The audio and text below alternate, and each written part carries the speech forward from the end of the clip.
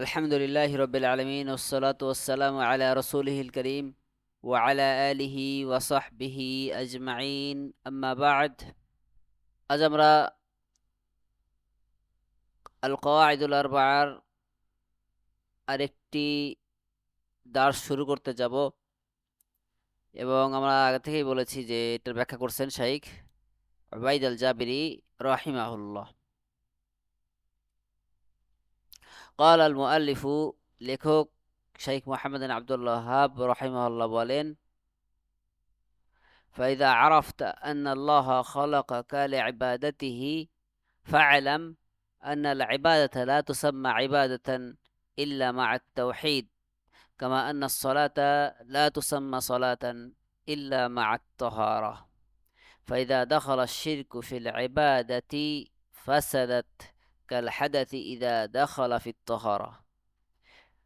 فإذا عرفت أن الشرك إذا خالط العبادة أفسدها وأحبط العمل وصار صاحبه من الخالدين في النار، عرفت أن أهم ما عليك هو معرفة ذلك، لعل الله أن يخلصك من هذه الشبكة، وهي الشرك بالله الذي قال الله تعالى فيه: إن الله لا يغفر أن يشرك به ويغفر ما دون ذلك لمن يشاء.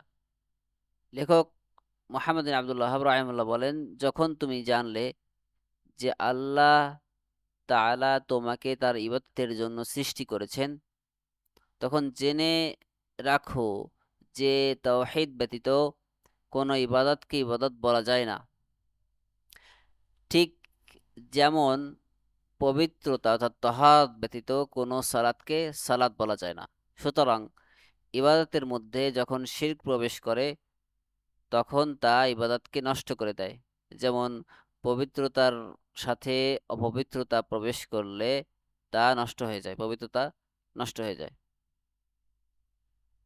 যখন তুমি বুঝতে পারলে যে শিরক ইবাদতের সাথে মিশ্রিত হলে তা ইবাদতকে নষ্ট করে দেয়, আমলকে ধ্বংস করে দেয় এবং আমলকারী চিরস্থায়ী জাহান্নামী হয়ে যায়, তখন তুমি অনুধাবন করতে পারবে যে তোমার জন্য সবচাইতে গুরুত্বপূর্ণ বিষয় হলো এই শিরক সম্পর্কে জ্ঞান অর্জন করা, যাতে আল্লাহ তোমাকে এই মরণ ফাঁদ থেকে মুক্তি দেন।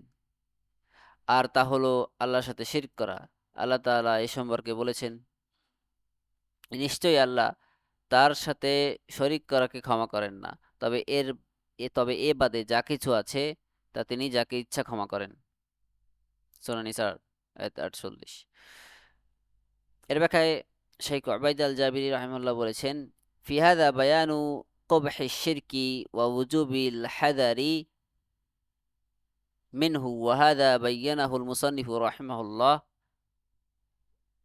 من عدة أوجه. الأول تشبيه العبادة بالطهارة وتشبيه الشرك بالحدث.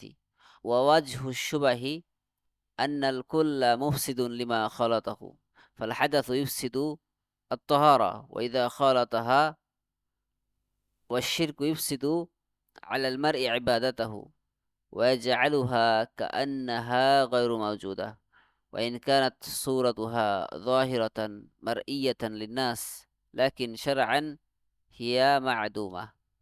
এখানে শিরকের জঘন্যতা এবং এ থেকে সতর্ক থাকার আবশ্যকতা বর্ণনা করা হয়েছে। লেখক রাহিমাহুল্লাহ কয়েকটি দিক থেকে বিষয়টিকে স্পষ্ট করেছেন। প্রথমত, ইবাদতকে পবিত্রতার সাথে এবং শিরককে অপবিত্রতার সাথে তুলনা করেছেন। এই তুলনার মূল ভিত্তি হলো উভয়টি তার সাথে মিশ্রিত বস্তুকে নষ্ট করে দেয়, পবিত্রতাকে নষ্ট করে দেয়। শিরক ইবাদতকে নষ্ট করে দেয়। অপবিত্রতা যেমন পবিত্রতাকে নষ্ট করে দেয়, তেমনি শিরক মানুষের ইবাদতকে নষ্ট করে দেয়। শিরক মিশ্রিত ইবাদত এমন হয়ে যায় যেন তার কোনো অস্তিত্বই নেই, যদিও মানুষের কাছে তা বাহ্যিকভাবে দৃশ্যমান, কিন্তু শরীয়তের দৃষ্টিতে তা গণ্য হয় না এবং তা অস্তিত্বহীন বলে গণ্য হয়।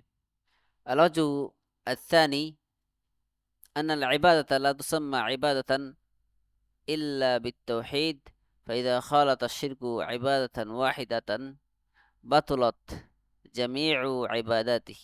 فعلى سبيل المثال من شهد الشهادتين وصلى وزكى وصاب وحج لكنه ينذر لغير الله ويذبح لغير الله ويستغيث بغير الله فيما لا يقدر عليه إلا الله فكأنه لم ينطق الشهادتين وبطلت جميع هذه العبادات. ولماذا اقتضى شهادة أن لا إله إلا الله تجريد الإخلاص في العبادات كلها لله، ومقتضى الشهادة أن محمدا رسول الله تجريد المتابعة للنبي صلى الله عليه وسلم. وهذان شرطان لا يقبل الله من المرء عبادة ويستجمعهما কিলাইহিমা। আর দ্বিতীয় বিষয় হলো তাওহীদ না থাকলে কোনো ইবাদতকেই ইবাদত বলা যায় না। যদি কোনো একটি বিষয় ইবাদতের সাথে মিলিত হয় বা ইবাদতের সাথে শিরকের সংমিশ্রণ হয়, তবে ওই ব্যক্তির সমস্ত ইবাদত বাতিল হয়ে যায়।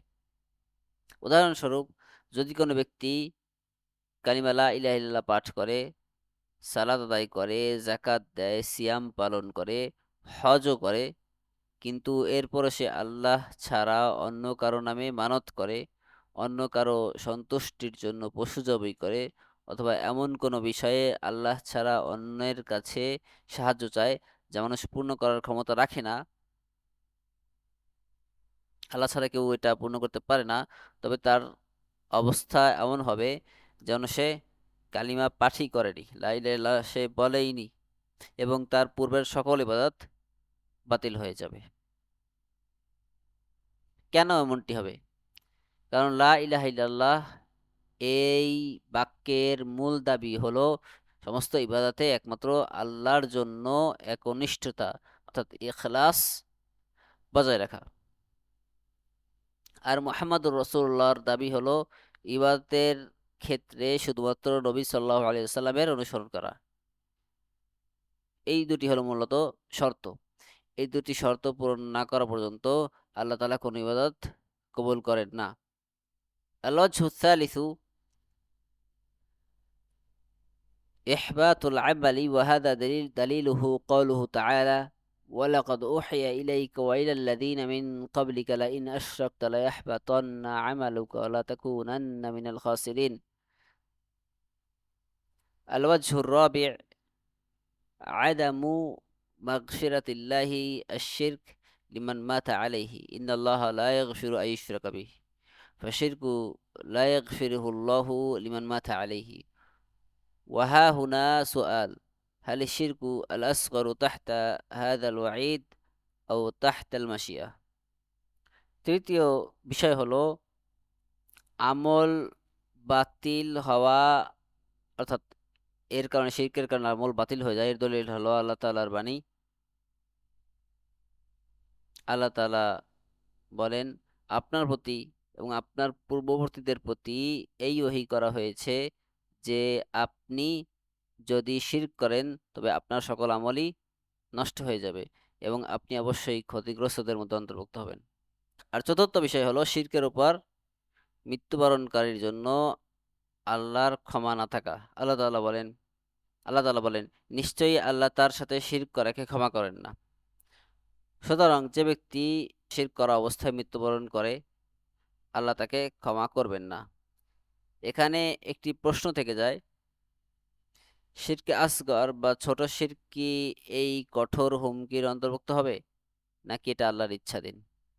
ওয়াল জাওয়াবু ফিহি কওলানি লিআহলিল ইলম, আহাদুহুমা আন্নাহু তাহতাল ওয়াঈদি ওয়া লা ইয়াদখুলু ফিল মাশিআতি, ওয়াল মা'না আন্না আল্লাহা লা ইয়াগফিরুহু লিমান মাতা আলাইহি, ওয়া দালিলুহুম উমুমু হাযিহিল আয়া ইন্না আল্লাহা লা ইয়াগফিরু আন ইউশরাকা বিহি, ওয়া ইদাহু যালিকা أن أن وما دخلت عليه في تأويل مصدر وتقديره إن الله لا يغفر আশ-শিরকা বিহি। আর এই বিষয়ে আলেমদের দুটি মত আছে। দুটি মতের মধ্যে একটি মত হলো এটি সেই কঠোর হুমকির অন্তর্ভুক্ত। এ বিষয়ে আলেমদের দুটি মত আছে। দুটি মতের একটি হলো এটি সেই কঠোর হুমকির অন্তর্ভুক্ত, এটি আল্লাহর ইচ্ছাধীন নয়, বরং এর অর্থ হলো যে ব্যক্তি ছোট শিরকের উপর মৃত্যুবরণ করবে আল্লাহ তাকে ক্ষমা করবেন না। তাদের দলিল হলো আল্লাহ তাআলার এই আয়াতের ব্যাপক অর্থ। আল্লাহ তাআলা বলেন, নিশ্চয়ই আল্লাহ তার সাথে শরিক করাকে ক্ষমা করেন না। এর ব্যাখ্যা হলো আরবি ব্যাকরণ অনুযায়ী আন এবং এর পরবর্তী অংশ মিলে একটি ক্রিয়াবাচক বিশেষ্য অর্থাৎ মাস্তার গঠিত হয়। ফলে আয়াতের মর্মার্থ দাঁড়ায় নিশ্চয়ই আল্লাহ তার সাথে কৃত শিরককে ক্ষমা করেন না, অর্থাৎ যে কোনো শিরককে ক্ষমা করেন না।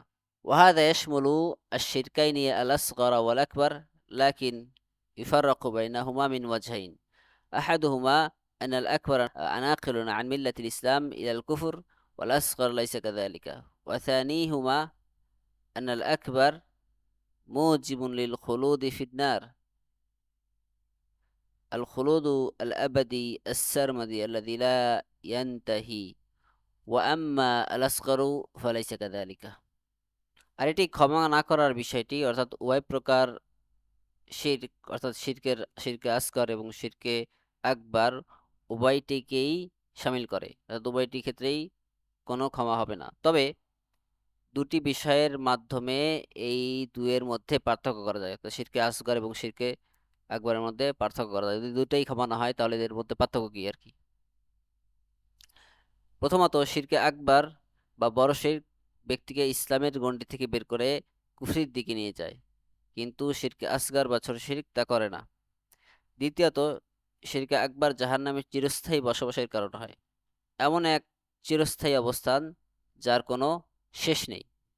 কিন্তু শিরকে আসগরের বিষয়টি এমনটি নয়, অর্থাৎ এটি জাহান্নামে চিরস্থায়ী থাকার কারণ হবে না। অর্থাৎ শিরকে আসগরের কারণে জাহান্নামে গেলেও এর পাপ সে এর শাস্তি সে পেয়ে জান্নাতে যেতে পারবে। আল কওলু الثاني أنه تحت المشيئة ولعل القائلين به استدلوا بزجر النبي صلى الله عليه وسلم لمن صدر منه شرك الألفاظ مثل ما شاء الله وشئت قال أجعلتني لله ندا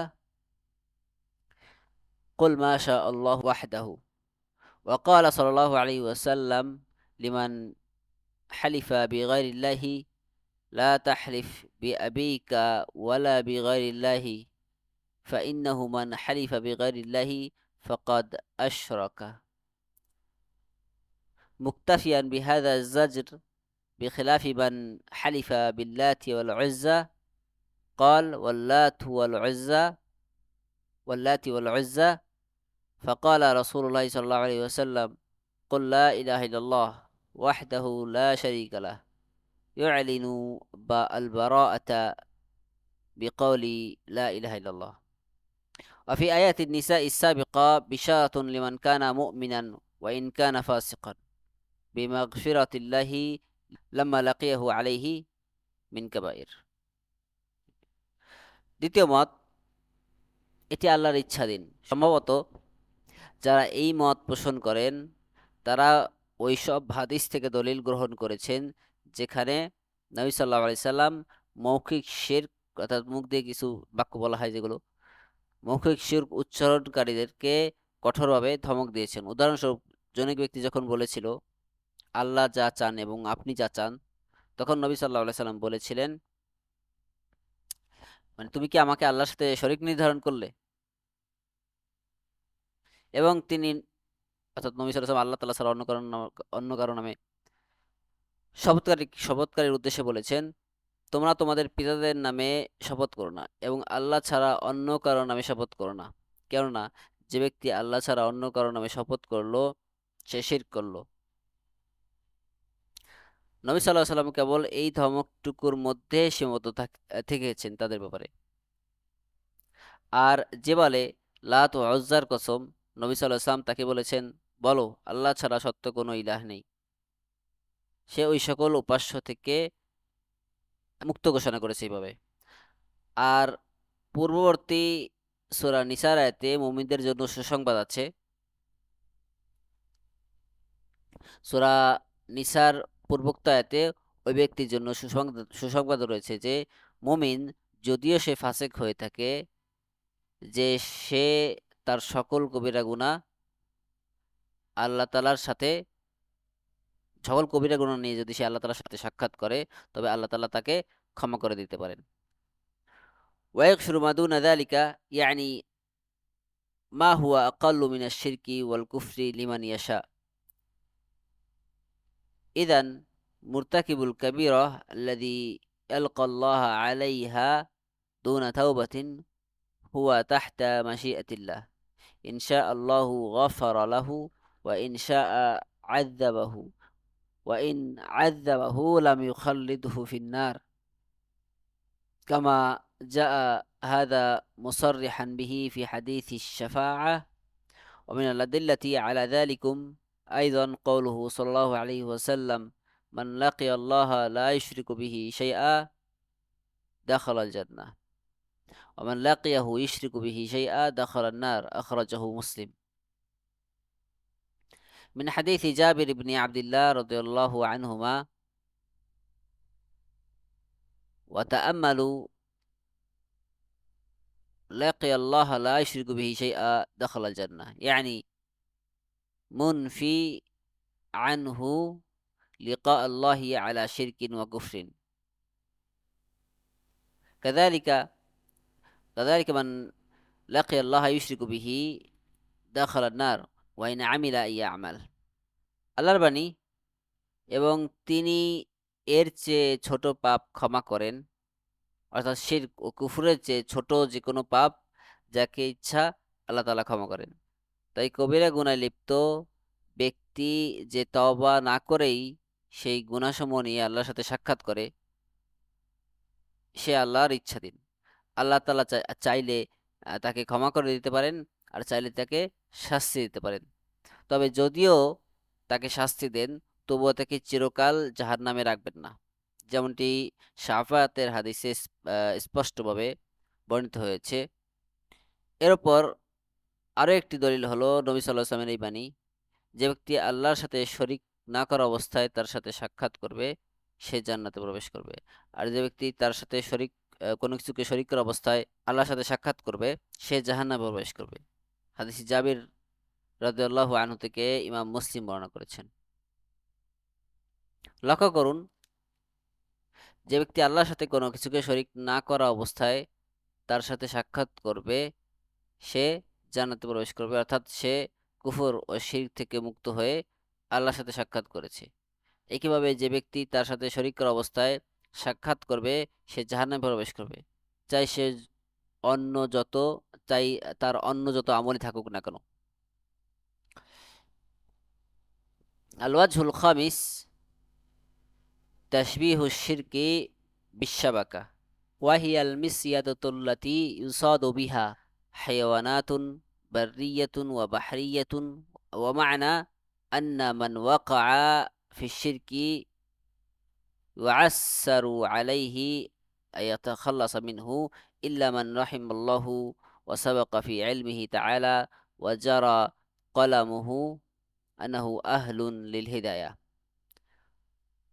وعسر التخلص من الشرك يرجع إلى أمرين: الأول تقليد الماضيين من الأسلاف، قال تعالى عن أخبار الأمم حينما تدعوهم رسلهم إلى التوحيد: إنا وجدنا آباءنا على أمة وإنا على آثارهم مقتدون سالكون آثارهم إلى غير ذلك من الآيات الكثيرة. পঞ্চম দিক, শিরককে আল্লাহ তাআলা শাবাকা বা জালের সাথে তুলনা করেছেন। জাল এমন একটি জিনিস যা দিয়ে স্থলচর এবং জলচর প্রাণী শিকার করা হয়। আর এর অর্থ হলো, যে ব্যক্তি শিরকের জালে আটকা পড়ে, তার জন্য তা থেকে মুক্তি পাওয়া অত্যন্ত কঠিন। তবে সে ব্যক্তি বাদে যাকে আল্লাহ তাআলা দয়া করেছেন এবং যার ব্যাপারে আল্লাহর জ্ঞান ছিল, তাকদিরে তার হিদায়াত হওয়া নির্ধারিত ছিল। শিরক থেকে মুক্তি পাওয়া কঠিন হওয়ার কারণ দুটি। প্রথমত, পূর্বপুরুষদের অন্ধ অনুসরণ। পূর্ববর্তী জাতিসমূহকে যখন তাদের রসূলগণ তাওহীদের দাওয়াত দিতেন, তখন তাদের অবস্থা সম্পর্কে আল্লাহ তাআলা বলেন যে তারা এইভাবে বলতো, নিশ্চয়ই আমরা আমাদের পিতৃপুরুষদের এক মতাদর্শের উপর পেয়েছি এবং নিশ্চয়ই আমরা তাদের পদাঙ্ক অনুসরণ করছি। অর্থাৎ তারা তাদের পূর্বপুরুষদের পথেই হাঁটছিল। এ জাতীয় অনেক আয়াত আছে। আমিনাস সুন্নতি হাদিসু সাঈদ ইবনুল মুসাইয়িব আন আবিহি লাম্মা হাদরাত আবা তালিবিন ওয়াল ওয়াফা জাআহু রাসূলুল্লাহ সাল্লাল্লাহু আলাইহি ওয়াসাল্লাম ইয়াউদুহু فقال يا عم قل لا إله إلا الله كلمة وحاج لك بها عند الله. وكان عنده عبد الله بن أبي أمية بن المغيرة وأبو جهل هشام ابن المغيرة فقال أترغب عن ملة عبد المطلب؟ فكلما عاد النبي صلى الله عليه وسلم أعاد عليه أترغب عن ملة عبد المطلب؟ حتى كان آخر ما قال هو على ملة عبد المطلب وأبى أن يقول لا إله إلا الله. সুন্নাহ থেকে এর প্রমাণ হলো সাঈদ ইবনুল মুসাইয়িব থেকে তার পিতা থেকে যে হাদিসটি বর্ণিত হয়েছে, যখন আবু তালেবের মৃত্যুর সময় হলো, তখন রাসূলুল্লাহ সাল্লাল্লাহু আলাইহি ওয়াসাল্লাম তাকে দেখতে উপস্থিত হলেন। তিনি বললেন, হে চাচা, আপনি বলুন লা ইলাহা ইল্লাল্লাহ। এটি এমন একটি কালিমা যার মাধ্যমে আমি আল্লাহর কাছে আপনার জন্য সুপারিশ পেশ করব, দলিল পেশ করব। কিন্তু সে সময় তার কাছে আব্দুল্লাহ ইবনে আবি উমাইয়া এবং আবু জাহাল উপস্থিত ছিল। তারা বলল, আপনি কি আপনার পিতা আব্দুল মুত্তালিবের ধর্ম থেকে মুখ ফিরিয়ে নেবেন? নবী সাল্লাল্লাহু আলাইহি সাল্লাম যতবার তাকে কালিমা পড়ার অনুরোধ জানালেন, তারা দুজনেই ততবার একই কথা পুনরাবৃত্তি করতে লাগলো, আপনি কি আব্দুল মুত্তালিবের ধর্মত্যাগ করবেন? শেষ পর্যন্ত আবু তালিব যে কথাটি বলে মৃত্যুবরণ করলেন তা হলো যে তিনি আব্দুল মুত্তালিবের ধর্মের উপরই অটল রয়েছেন এবং তিনি লা ইলাহা ইল্লাল্লাহ বলতে অস্বীকার করেছিলেন। আসানি উলামা উসসু আল্লাযীনা নাশআউ الناس على الشرك فنشأت ناشئة ووجدوا آباءهم عليه ويظنون أنه من دين الإسلام ومثلهم كذلك من يدخل في الإسلام على أيدي هؤلاء فيعلمونهم أن الشركيات كالذبح لغير الله والاستغاثة بغير الله فيما لا يقدر عليه إلا الله والنذر لغير الله يعلمونهم أن ذلك من دين الله الحق فإذا جاءتهم الدعوة إلى التوحيد يستنكفون ويستكبرون ويجادلون بالحجج الباطلة ويجادلون على ذلك. দ্বিতীয়ত, পথভ্রষ্ট আলেম সমাজ যারা মানুষকে শিরকের উপর লালন পালন করেছে, ফলে এমন এক প্রজন্মের সৃষ্টি হয়েছে, এমন এক প্রজন্ম গড়ে উঠেছে যারা তাদের পিতৃপুরুষদের এই শিরকের উপরে পেয়েছে এবং তারা মনে করে যে এটাই ইসলাম ধর্মের অংশ। অনুরূপভাবে এই ধরনের আলেমদের হাতে ইসলাম গ্রহণ করে যারা যারা যারা এই ধরনের আলেমদের হাতে ইসলাম গ্রহণ করে, তাদের অবস্থাও একই রকম। এই আলেমরা তাদেরকে শেখায় যে আল্লাহ ছাড়া অন্য কারো নামে পশু জবাই করা, এমন বিষয় আল্লাহ ছাড়া অন্যের কাছে সাহায্য চাওয়া যা আল্লাহ ছাড়া কেউ করার ক্ষমতা রাখে না, এবং আল্লাহ ছাড়া অন্য কারো নামে মানত করা, এসবই ইসলাম ধর্মের অন্তর্ভুক্ত, এসবই সত্য দিনের অংশ। পরবর্তীতে যখন তাদের কাছে তাওহীদের দাওয়াত পৌঁছায়, তখন তারা তাদের ঘৃণা ভরে প্রত্যাখ্যান করে, অহংকার প্রদর্শন করে, বাতিল যুক্তির মাধ্যমে বিতর্ক করে এবং এই শিরকি আকিদার জন্যই তারা লড়াই চালিয়ে যায়। ওয়াহা হুনা সোয়াল আল কুল্লু মুত্তারুন ইলা জওয়াবিহি ওয়াল ইসগা ইলাইহি ফি হায়াতিহি আল ইলমিয়া ওয়াল আমালিয়া وهو أن رسول الله صلى الله عليه وسلم معصوم من الشرك فلماذا توجه الخطاب إليه في قوله ولقد أوحي إليك وإلى الذين من قبلك لئن أشركت ليحبطن عملك ولتكونن من الخاسرين والجواب لأنه إمام الأمة فالشرك قد يقع فيه العبد ولم يعصم الله منه إلا الأنبياء فهم معصومون منه مشهود لهم عليه الصلاة والسلام أما الأمة فينجو منه من نجى الله سبحانه وتعالى ويقع فيه من وقع। আর এখানে একটি প্রশ্ন থেকে যায় যার উত্তর জানা ও যার প্রতি গুরুত্ব দেওয়া মনোযোগ দেওয়া জরুরি, তা হলো ইলমি অর্থাৎ ইলমগত এবং আমলগত জীবনের জন্য এই বিষয়গুলো জানা জরুরি। প্রশ্নটি হলো রাসূল সাল্লাল্লাহু আলাইহি সাল্লাম যেখানে শিরক থেকে সম্পূর্ণ নিষ্পাপ, তিনি শিরক থেকে সুরক্ষিত, তাকে রক্ষা করা হয়েছে শিরকে পতিত হওয়ার থেকে, তবে কেন তাকে সম্বোধন করে আল্লাহ তাআলা এই আয়াত নাজিল করেছেন? আপনার প্রতি এবং আপনার পূর্ববর্তীদের প্রতি এই ওহী করা হয়েছে যে যদি আপনি শিরক করেন তবে আপনার সকল আমল অবশ্যই নষ্ট হয়ে যাবে এবং আপনি অবশ্যই ক্ষতিগ্রস্তদের মধ্যে অন্তর্ভুক্ত হবেন। এর উত্তর হলো কারণ তিনি উম্মতের ইমাম। একজন সাধারণ বান্দা শিরকে লিপ্ত হতে পারে, নবীগণ ছাড়া আল্লাহ তাআলা অন্য কাউকেই শিরক থেকে মাসুম করেননি। তারা এই ব্যাপারে মাসুম এবং তাদের পক্ষে এ বিষয়ে সাক্ষ্য দেওয়া হয়েছে। আর সাধারণ উম্মতের মধ্যে থেকে সেই শিরক থেকে রক্ষা পায় যাকে আল্লাহ তাআলা রক্ষা করেন, আর যে শিরকে পতিত হওয়ার সে হয়, আর আল্লাহ যাকে রক্ষা করেন না সে শিরকে পতিত হয়। সুবহানাকাল্লাহুম্মা বিহামদিকা আশহাদু আল্লা ইলাহা ইল্লা আনতা আস্তাগফিরুকা ওয়া আতুবু ইলাইক।